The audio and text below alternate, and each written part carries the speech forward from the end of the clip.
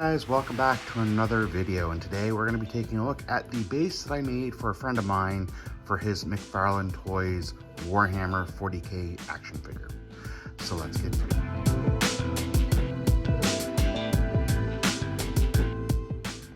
Now, before we go ahead and take a look at all the parts that I have here, I do want to mention this is the first time that I've ever done kind of a base for a figure this way. I'm going to talk about what I used.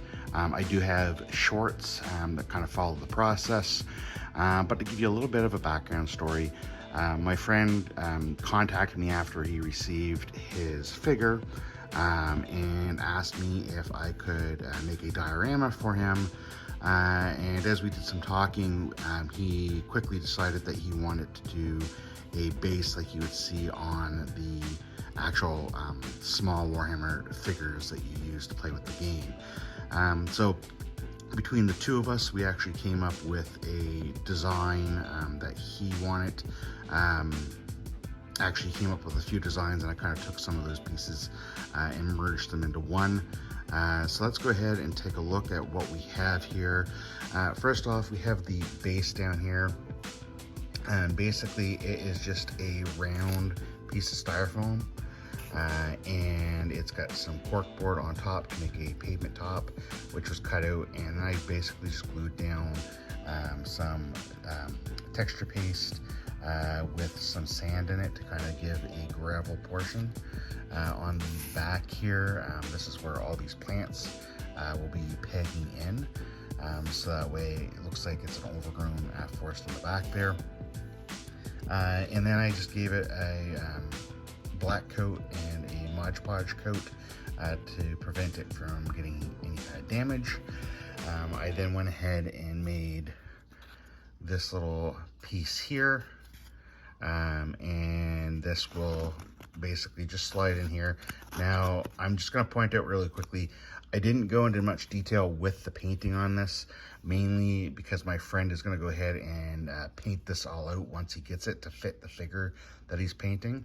And he will do the final construction, basically gluing all the parts together once he has it. So this is just going to be shipped out to him, so that way he can get that done. And then the fence here will basically peg into the top here.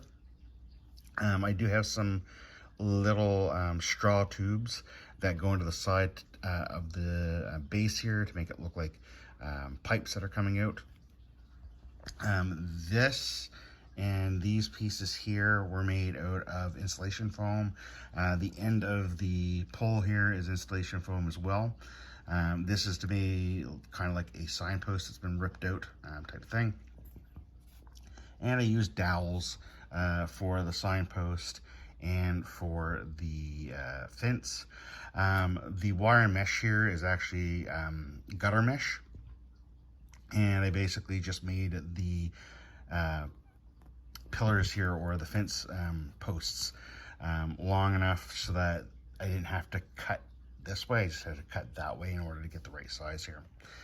As for the plants, as you see over here, these are just fake plants. I got them at the dollar store. They came in like a little fake pot, and I just pulled them out, and of course I just drilled holes and stuck them in. You'll see this all put together at the end, so stay tuned for that. Of course, we got some just rocks for some debris, and then over here I gave him kind of a little mishmash of different accessories that he can put on there. So some different size rocks for more rubble, some skulls that he can put in there. Some of the pieces of the mesh are in here, along with some broken wood and stuff that he can riddle across, and some chains as well. All right, so let's go ahead and get this put together so you guys can see what it looks like, and then go from there. All right, so here it is fully put together, and as you can see, there's quite a lot going on.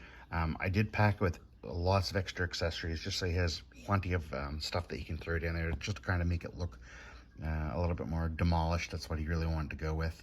The base part here is about 8 inches across both ways, and it towers about 9 inches tall to the top of here, 8 to 9 inches.